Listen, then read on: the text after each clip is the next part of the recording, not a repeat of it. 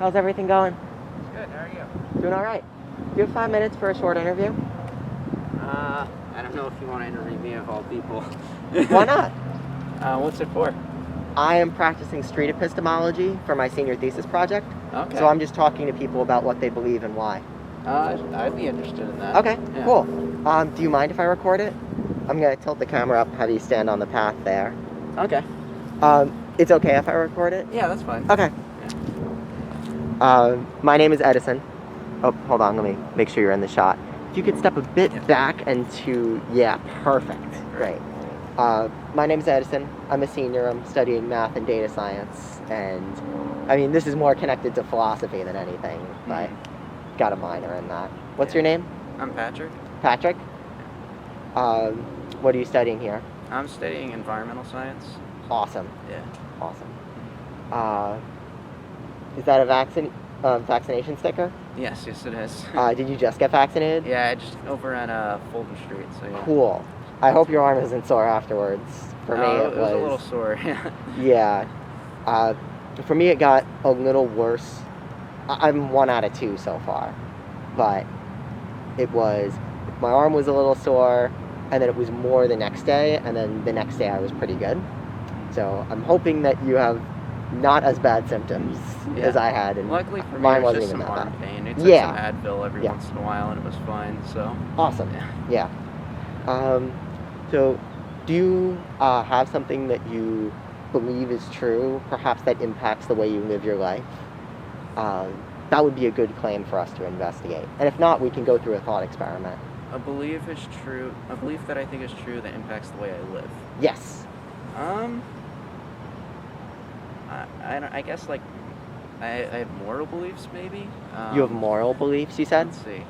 Yeah, like, I guess, well, my major's environmental science, and I guess I chose it mainly because I kind of felt called in order to, like, generate something of value, maybe of moral value. Interesting. That makes the world a better place in some way. So I guess, yeah, I feel maybe my belief that impacts the way I live is that I have, like, a moral obligation to kind of, like, increase the welfare of humanity in some way. Okay. I don't know. Is that a good enough belief? That's definitely an interesting claim we could look into. Yeah. So is it I, meaning you, have that moral obligation, or humans in general, or? I kind of feel like it should be humans in general. However, I feel like people have a right to make their own choices at the same time. So I feel like if you want to go into, like, business and just try and maximize your profits, like, you have the choice to do so.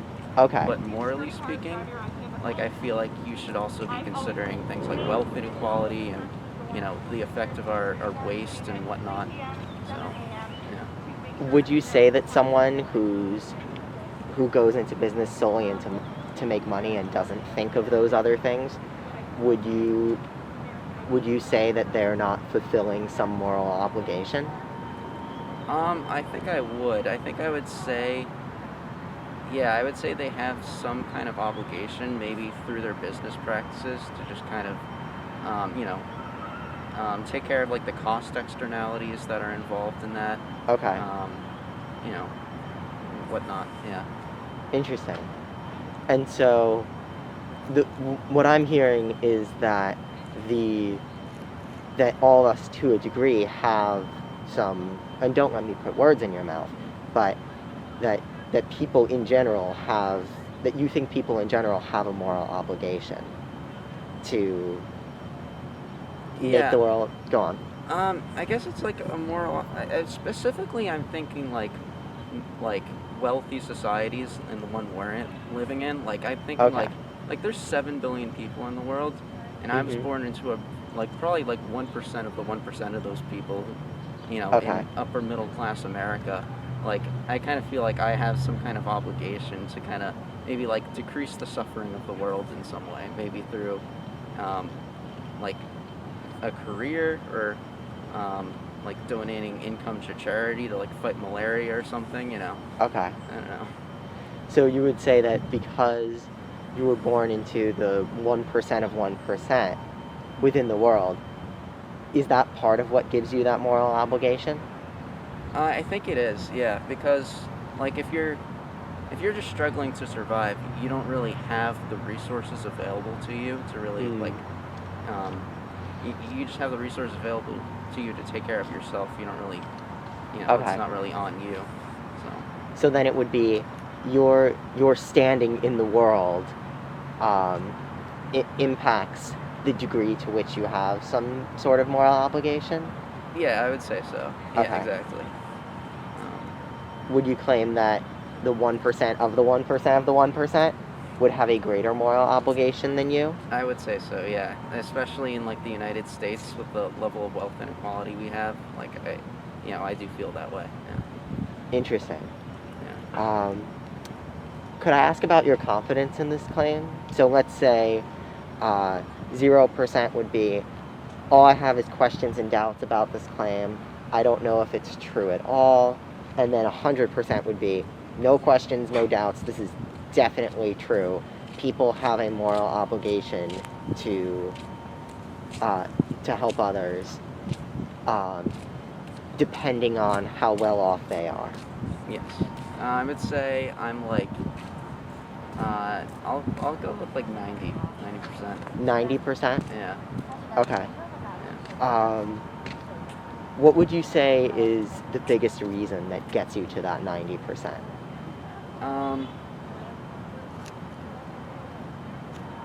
I guess the biggest reason for me, is just it seems almost obvious to me, I guess. It's like just by the way we're living, that's how high our living standards are, and by how much waste we generate, and just how much it's just like, capitalism is like rich people scratching each other's backs, essentially, it seems to me. It's just like there's so much excess that we use for ourselves when there are others in the world who have so little, you know. So then that moral obligation would have to do with people having excess? Yeah, I think that's where it comes from to me. It's the excess that we have that we kind of, it's almost like selfish in a way, where our society uses it for ourselves and keeps it for ourselves when we could be considering the interests of others as well. Are you defining excess as, how are you defining excess? I'm thinking mainly in terms like material, probably like goods and services that we generate, and also like government-run programs. I guess the way we spend our money, how much we spend on the military and whatnot. Speaking generally, would you define excess as that which is not necessary, sort of, or? Yeah. Oh, don't worry about walking through. You're fine. I guess it would be. Excess would be, what's not necessary for having like a decent quality standard of living that we could almost objectively say is like a good life to live. Okay. It's been more than 5 minutes at this point. Are you okay if we continue? If you want, yeah. Okay. Oh goodness, I lost track. I don't know if this is the kind of topic you were going for, but... No, I mean, I'm happy to have a conversation about anything. That's sort of the point. Yeah. It seems like... Sorry, could we define excess again? Yeah, I'd say excess is the resources that we use that isn't necessary for us to have in order to have a decent, almost objectively good quality of life. Okay. And because some people, and the degree to which some people have excess affects their moral obligation. Right. Those who have more of an obligation. Okay. So like Jeff Bezos, I think, should probably be donating more of his billions. Okay. Interesting. He probably has more of an obligation there because he has more power. Okay. You said you were at 90%, and that leaves me wondering, well, why aren't you at 100%? What would you have to see in order for your confidence in this belief? What would you have to learn or observe in order for your confidence in this belief to rise, to get closer to 100%? I think for me, it comes down to like questions of like, I guess like objective morality. Like, my assumption here that is kind of unmentioned is that like everyone has some kind of like intrinsic worth that we have to consider. I guess to me, I can't prove that like objectively in some way. I don't know how to. Okay. Would you say that if we were able to show that people didn't have intrinsic worth, then would your belief in this claim drop? Or would your confidence drop? I think it would have to, because I don't know, if we mean by belief like believing something that is true and it isn't true that people have intrinsic worth, then yeah, I guess I wouldn't have a reason to believe it, right? Would you have the same degree of confidence in the idea that people have a moral obligation to do something good in the world? I guess it would go down, yeah. It would go down? Yeah. Let's say, for the sake of argument, that we were able to show that people didn't have intrinsic worth. Where do you think you'd be on that confidence scale? Maybe like, I'll say like 30%. I'm not going to say 0, just because I feel like there are beliefs that we have that are kind of subjectively true that we kind of treat are objectively true. So it's like, if it's burning in that building, yeah, you know, someone shouts like, get out, you know, run out of here. Like, I'm going to treat that as if it's like objectively true, even if it's like, well, you know, why should I run out of the burning building? Oh, yeah. Yeah. That makes sense. We arrive right at the heart of objectivity versus subjectivity. Yeah. So then that idea would keep you at 30% as opposed to 0. Yeah. But if we were able to show that humans didn't have intrinsic worth, would there be another reason that would get you up to that 30%? Or would it just be it would be partly that, and I guess it would be like, I think to some degree, our own welfare kind of depends on the welfare of others. So I would say, maybe I could argue that there still is some obligation there, in the sense that helping others, what is seemingly altruistic, actually ends up benefiting us in like a complex chain kind of way. Oh. So, you know, and that's similar, I'd say. You think that's similar to it's having a similar a moral belief, right? It would be more like people ought to, in some way, to work for the benefit of others in order to benefit themselves, and that is also correlated with the amount of power and wealth they have. Yeah. So based on that idea of altruism and helping one person, and one person helping another person and then getting helped in return, based on that idea, you would say you have, and the idea of there being some objective ideas about morality, you would say you're 30% confident that we have a moral obligation to help others. Yeah. If we have access. Yeah, I would say so. I'd say around 30 is probably fine. Yeah. Interesting. No. Yeah. Could we explore a bit more about that idea of intrinsic worth? Yeah. Could you explain what exactly that means? I guess. Or what you mean by it? I guess to me it means that we all are, I guess, welfare matters in some way, in that we all have an obligation to respect the welfare of other people in relation to our own, in that my worth is equal to yours, essentially. So when you say that humans have intrinsic worth and intrinsic value, you're referring to the idea that we all have equal value. Yes. Yeah. So then, if someone were to say that, if we were to demonstrate that humans don't have intrinsic value, what would that mean to you? If it were demonstrated that we didn't, I guess it would really make me question, my, I guess, like, normative beliefs on how I want to live my life. Sure. Not in terms of how you'd respond to that Okay. realization, but what would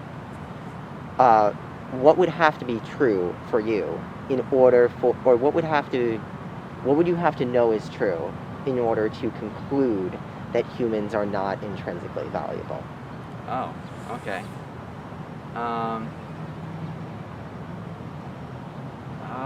That's hard to say because we're like trying to prove a negative here a little bit, right? It's almost like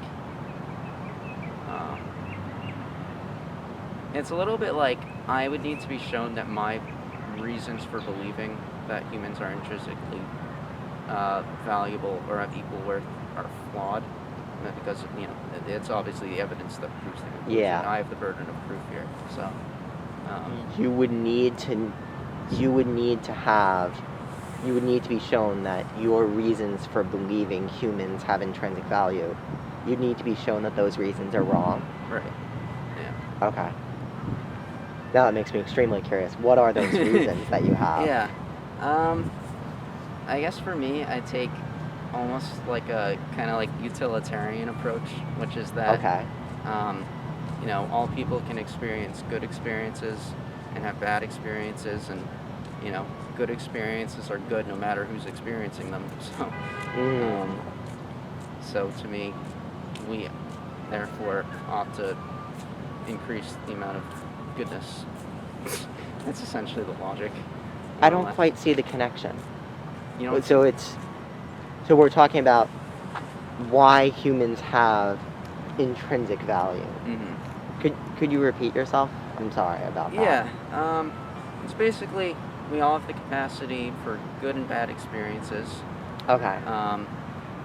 And no matter who's experiencing them, they're still either good or bad, right? Whether it's me or you. Yeah. So therefore, if I'm harming you, I am objectively kind of doing bad in a way. And so that would mean that, and that would be one of the reasons that humans have intrinsic value and that we're all worth the same. Right, because the same good experience for you is the same good experience for me. It's equal. Interesting. Essentially. Sorry about that. I am curious though, because I think if you said that, I think if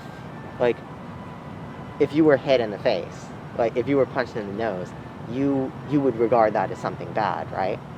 Mm-hmm.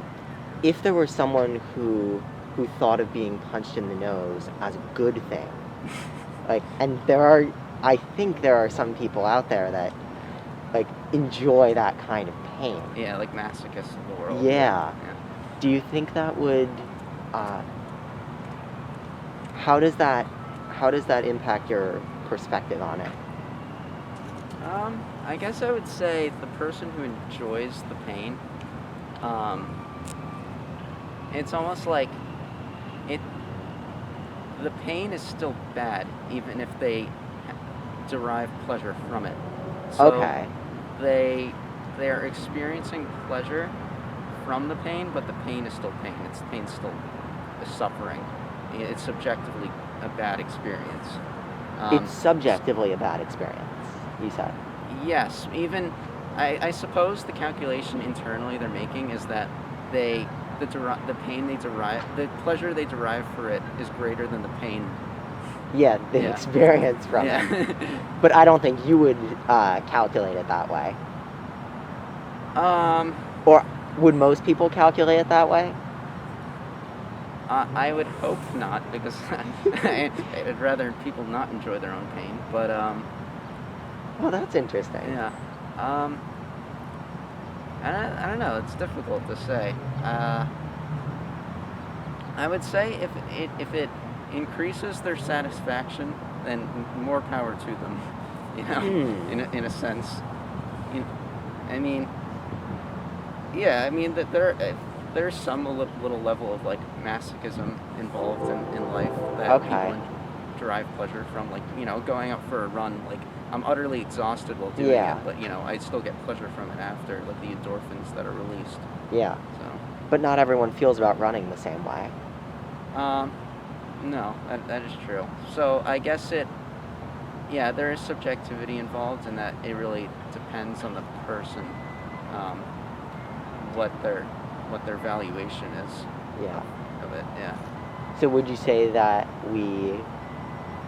people evaluate the same experiences the same way then? Not always, no. Okay. Yes, yeah. I'm curious though, because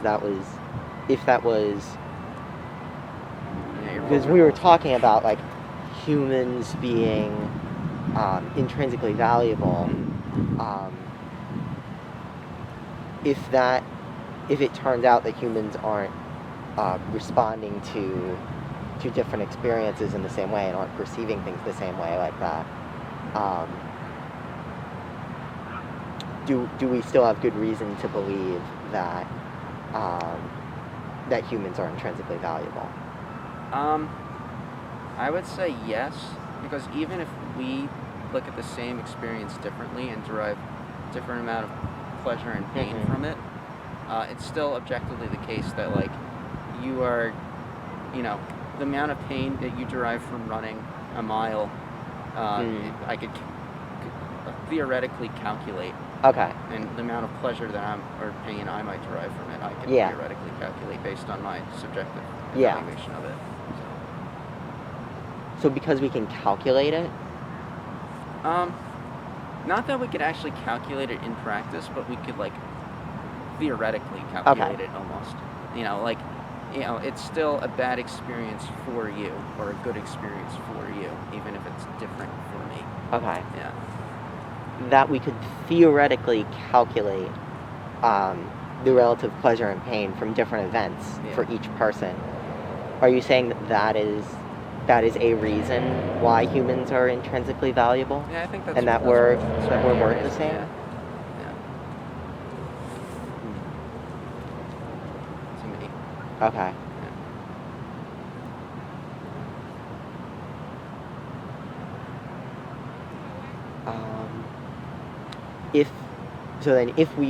If we weren't able to make that theoretic calculation, or that theoretical calculation, impossible, like it was impossible that we could,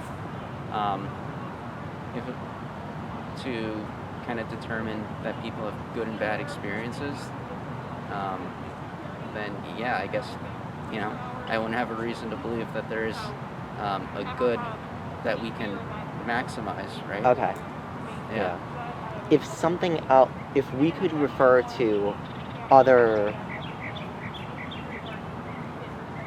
if other beings had measures of pain and pleasure, and we could theoretically calculate the pain and pleasure experienced by, well, let's say animals, would that mean that animals had intrinsic value? Let's say non-human animals had intrinsic value? So this is something I've kind of thought about recently, and I would say that the logic does follow there, that you would have to consider the interests of animals as well. I'm not like a vegan, but I do try to cut back on the amount of meat I eat. Okay. And that's kind of a transition I might want to make further down the road in my life. But that's a transition you want to make down the road? Yeah. Interesting. I'd like to do that one day. So then and that would be, is that based on the idea that animals have intrinsic value? Yes. Yeah. Okay. We've gone on quite a walk here, intellectually speaking. I'm enjoying the conversation. Yeah. Are you okay with continuing it? Yeah, if you want to. Okay. So then, to recap, we were talking about high level, people have a moral obligation to, and let me make sure I'm not correct me if I've misstated something at some point. It would be that people have a moral obligation to, Oh, it's starting to rain. I'm putting this away before Yeah. it rains. At least putting the computer away before it rains. People have a moral obligation to help others when they have excess. And that has to do with the fact that humans are intrinsically valuable. Mhm. And that's true because we can measure pleasure and pain for humans. Mhm. And then we talked about we can measure that for other beings. Yes. Do animals have a moral obligation to help do non-human animals have a moral obligation to help other beings if they have excess? That's really interesting. I think that brings up questions of like, do animals have free will? Like, can they make choices? Can they make choices for good moral reasons? And I don't necessarily know if I have an answer to that question. And I'd imagine that like some animals do. Maybe like, apes and monkeys of the world are developed enough that they can reason about how they treat the others. But yeah, that's a hard one to answer. That's a hard question to answer? I think most of the time, no. Most of the time, no. Yeah, because I don't think they have the reasoning capacities for it. They don't have the reasoning capacity. Right. And so if an animal had the reasoning capacity, then they would be under some moral obligation. Yes, I would say so. Yeah. So then, going back to the original claim, we would say that if we want to extend it to all, or to all animals, we would say that all animals have a moral obligation to help make the world a better place, both in the degree to which they have excess and to the degree that they can make that kind of decision in the first place. Yes. Yeah. Okay. Yeah. I never thought about that before. That's for sure. And then that idea of animals having experiences of pleasure and pain, does that mean that? So now I'm curious about the two others part of it. You're free to walk through. Yeah. Thanks for asking. No worries. If we were extending that to all animals, if we had a moral obligation towards others, then towards others in that claim, does that include humans and then non-human animals as well? In our obligations? Yeah. Yeah, I think we have an obligation towards any being with like a subjective experience, like a good and bad experiences. Okay. What would that? How do I put it? What sort of obligation would that? What sort of obligations might we humans have to non-human animals? I think it would probably be, well, specifically with like our agricultural practices. Okay. Probably, create conditions in which they aren't suffering and they're having decent lives. Maybe there's an argument to be made that we shouldn't even be, using them as meat at all. Okay. Just because, you could make the argument that it's still killing, and you're still killing a being that has a decent life. Yeah. So, I think one obligation is probably to, be a vegan. Other obligations would be like animals in the wild. I think we have an obligation to care for the welfare of other species as well. Yeah. So we have to consider that in our society's practices. Yeah. So. At this point, we've been going on for a long time, but I feel like we've only just scratched the surface. I feel like I want to have another conversation. I mean, I could go on. Yeah. Actually, I'm going to encourage you to let's break off the conversation at this point, because we've been going for probably 25 minutes at this point. Yeah. And if you're okay with it, I'm trying to have conversations with people every Friday. I just happened to be out on a Sunday because the weather wasn't that nice on Friday and Saturday. But I'm usually just set up here on Friday, Saturday, Sunday, or on Fridays. If you're free and you want to stop by on a later Friday, I'd love for us to investigate more, like what responsibilities that humans who have access have towards humans, and then also to non-human animals, and we could go down either one of those paths. I think that would be an interesting conversation for us to have. Yeah, I think so too. Yeah. I mean, I enjoyed this. So. Did you have any questions for me? So what did you say this was for again? For a class? This is for my senior thesis project, yeah. Okay.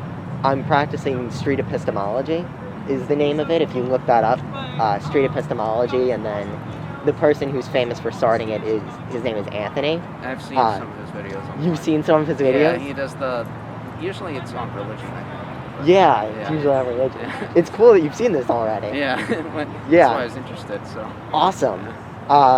I'm glad you've heard of it before. But if you want to think about that for a while, come back, we could keep having that conversation. And your name was Patrick, right? Yes. Yeah, my name's Edison. Yes. And hopefully we'll see one another Are you again. involved in the Marist Democrats? I am on the mailing list for the Marist Democrats. My freshman year, I went to meetings for the Marist Democrats and also for the Marist Republicans. I've stopped going to meetings for both of them at this point because I'm too busy with everything else I do on this campus. Yeah. But I still get the emails from both of them.